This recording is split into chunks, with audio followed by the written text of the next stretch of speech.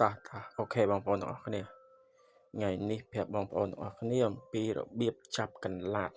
នៅក្នុងបន្ទប់យើងណាដែលបន្ទប់យើងសម្បូរកន្លាតហ្នឹងแล้วរបៀបចាប់អត់មានអីពិបាកទេគឺស្រួល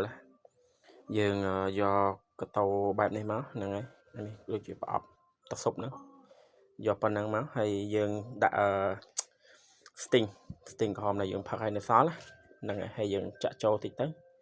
ចាក់ចូលបាច់ច្រើនទេចាក់ចូលបន្តិចមកដែលកន្លាតវាអាចចូលហើយវាកប់ងាប់នៅក្នុងហ្នឹងឥឡូវយើងមើលទៅនេះជាក់ស្ដែងអូកន្លាតច្រើនណាស់ហ្នឹងហើយបងប្អូននៅផ្ទះដែលសម្បូរកន្លាតអាចធ្វើតាមវិធីនេះបានហ្នឹងហើយងាយខ្ញុំព្យាយាមរកវិធីសាស្ត្រច្រើនដែរតែចុងក្រោយចាញ់ស្ទីងហ្នឹងហើយសាកដាក់ស្ទីងទៅឥឡូវជោគជ័យនេះមើលចាប់បានមកកណ្ដោហ្នឹងហើយចឹងបងប្អូនទាំងអស់គ្នាសាកធ្វើតាមខ្ញុំទៅបន្ទប់អ្នកណាឬក៏ផ្ទះអ្នកណាដែលសម្បូរកន្លាតអីនេះធ្វើទៅត្រូវហើយ